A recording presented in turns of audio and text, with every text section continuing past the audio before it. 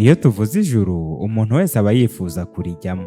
Yaba umukristo cyangwa umupagani, azi neza yuko mu ijuru ari ahantu heza buri muntu wese yakwifuza kuba. Kandi koko ibyo ngibyo nibyo. None se ninde utakwifuza kuba ahantu hatazaba ibirushya, indwara, intambara n'ibindi bibazo byinshi byose byo muri iyi si? Twese muri kamere ya kimuntu twifuza kuba ahantu hatekanye ndetse haduha ibyo dukeneye byose. Igiteye ikibazo ni uko ijuru ritazajyamo buri wese. Hari ibyo umuntu asabwa kuba yujuje kugira ngo abe umukandida mwiza wo kujya mu ijuru. Bibiliya yivuga yuko ijuru rigishwamo imbaraga kandi hakagerayo intwarane, intwari zananiwe. Hari ibintu by'ingenzi bizatuma abantu benshi babura ijuru. Muri ibyo harimo gukerensa ijambo ry'Imana, cyangwa tubivuze mu mvugo y'iki gihe, ni ukudaha agaciro ijambo ry'Imana mu buryo bukwiriye. Duhereye mu bihe bya kera, impamvu Kayini igitambo cye kitemewe yari yuko yahaye agaciro gake y'ijambo ry'Imana. Uwiteka yari yaratanze uburyo bagomba gutamba ibitambo, nawe yizanira uburyo bwe bwo kwitambira ibitambo. Buri gihe cyose abakristo bakwiye kumenya yuko ijambo ry'Imana rikwiye gukurikizwa hatagize akanyuguti gakurwaho cyangwa kongerwaho. Kayini yiyorohereje umutwaro, aho gutamba intama cyangwa ihene, we yitambira ibimera. Mu Itangira igice cya 4:3 Bibiliya iratubwira iti: bukeye Kayini azana ituro ku mbuto z'ubutaka ngo ariture Uwiteka. Na Abeli azana ku buriza bw'umukumbi we no ku rugimbu rwarwo. Uwiteka yita kuri Abeli no ku ituro rye, maze ntiyita kuri Kayini n'ituro rye. Kayini ararakara cyane, agaragaza umubabaro. Nk'uko Kayini yari we mukuru, niwe wagombaga kuba azi byinshi ku bijyanye no gutamba. Ariko igitangaje ni uko yakerenceje ibyo Uwiteka yavuze, maze murumuna we yita ku byo Uwiteka yavuze, maze atamba igitambo gikwiriye. Icye kiremerwa, ariko icya Kayini kirangwa. Abakristo benshi bo muri iki gihe twigisha uburyo ki dukwiye kubaha Imana ndetse no kuyiramya. Igitangaje ni uko benshi bavuga yuko tudakwiye kugira intambara ibintu byo kubaha Imana no kuyiramya, ahubwo buri muntu wese akwiye kubikora mu buryo yitekerereje n'uburyo abyumvamo. Ariko iki ngiki nicyo cyagonze Kayini ubwo yajyaga gutamba, akabikora mu buryo bumworoheye. Abantu benshi muri iyi minsi turi gushaka gukurikiza amategeko y'Imana mu buryo butworoheye, kandi Imana ubwayo hari uburyo yayandikishije, kandi ubwo buryo yayandikishijemo byari bifite impamvu. Mbese ujye utekereza ngo usesengure impamvu Uwiteka yandikishije amategeko ye n'urutoki rwe rwonyine mu bintu byose byanditswe muri Bibiliya. Ndetse n'igihe Mose yamenaga ibisate by'amabuye, yongeye kumubwira yuko yari kongera guconga ibindi, akongera akabigarura ku musozi, maze Uwiteka ubwe akongera akayandikisha urutoki rwe. Ibi ngibi byari ugutsindagira yuko mu mategeko y'Uwiteka, nk'uko n'ubundi Yesu yabivuze, nta kanyuguti na kamwe kagombaga kuvaho cyangwa ngo kongerweho, kuko yari yanditswe n'umuremyi w'isi n'ijuru. Ubu muri iki gihe tugezemo, abantu bagiye bitangira uburyo bw'inyoroshyo bwo gukurikizamo amategeko y'Imana. Aho kugira ngo bayakurikize nk'uko yanditse ndetse bakurikize n'ibyanditswemo, ahubwo bo bashaka uburyo ki bayakurikiza, ariko bakayakurikiza mu myumvire yabo. Kayini yumvaga yuko igitambo cyose ari igitambo, Uwiteka atabura kucyemera. Na n'uyu munsi abantu twumva yuko gusenga kose ari ugusenga, Uwiteka atabura kukwemera. Iyo dusomye mu Kuva igice cya 20, aho Imana yabwiye Abisiraheli amategeko 10 yayo, umurongo wa 4 uravuga ngo: ntukiremere igishushanyo kibajwe cyangwa igisa n'ishusho yose iri hejuru mu ijuru cyangwa hasi ku butaka cyangwa mu mazi yo hepfo y'ubutaka. Ntukabyikubite imbere, ntukabikorere. Tubona ahantu henshi hagiye hari amashusho agiye atandukanye, abantu rimwe na rimwe bageraho bakayunamira, bakayikubita imbere rwose.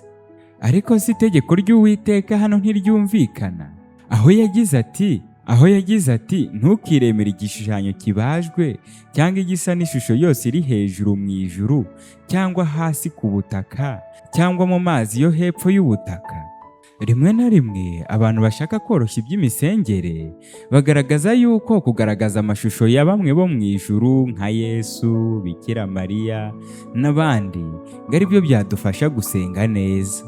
Ariko se Uwiteka ntiyategetse yuko nta kwiremera igishushanyo cyaba ikiri hejuru mu ijuru cyangwa hasi ku butaka cyangwa indi shusho yose iriho ku isi? Imisengere yacu ikwiriye kugendera ku byo Uwiteka ategeka.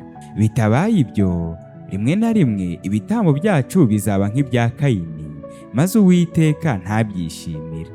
Iyo dukomeje mu gice cya 20 umurongo wa 8 muri iki gitabo cyo Kuva cyangwa Iyimuka Misiri, hari itegeko rindi Uwiteka yatanze.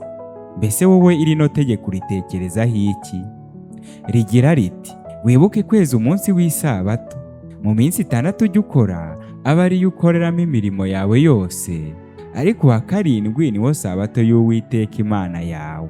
Ntukagire umurimo wose uwukoraho, wowe ubwawe cyangwa umuhungu wawe cyangwa umukobwa wawe cyangwa umugaragu wawe cyangwa umuja wawe cyangwa itungo ryawe cyangwa umunyamahanga we wese uri iwanyu, kuko iminsi 6 ari yo Uwiteka yaremyemo ijuru n'isi n'inyanja n'ibirimo byose, akaruhuka ku wa 7.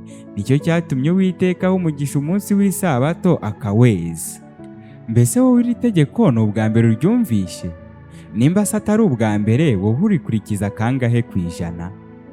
Ahari aho nayo ntiwaba warabaye nka Kayini. Abantu benshi iyo turebye kuri rino tegeko, tuvuga yuko tutamara umunsi wose turimo turaramya Imana ndetse tuyihimbaza, ngo dushyire ku ruhande imirimo yacu ituzanira inyungu, maze dukore imirimo yo gufasha ndetse no kwita ku bandi.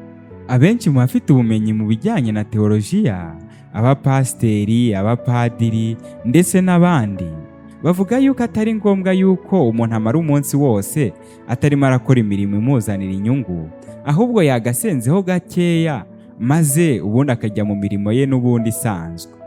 Ariko ibyo ngibyo si ko Uwiteka yabitegetse. None se Uwiteka igihe yatangaga impamvu y'ibi ngibi, ntiyarasobanukiwe yuko bishoboka yuko twakomeza tugakora imirimo nk'uko tuyikora mu minsi 6? Ariko yatanze impamvu, aragira ati, nuko umunsi wa 7 yawejeje kandi akawuha umugisha. Kayini yumvaga yuko gusarura imyaka yari asanze ahinga akayizana akayitambira Uwiteka byari bimworoheye kurusha kujya gushakisha intama.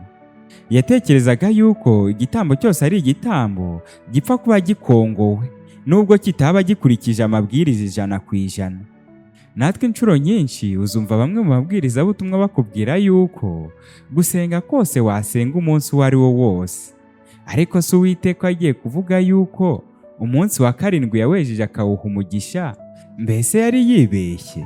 Iyo abishaka yari kweza n'uwa mbere, uwa 2, uwa 3, uwa 4 cyangwa uwa 5 nawe akaweza.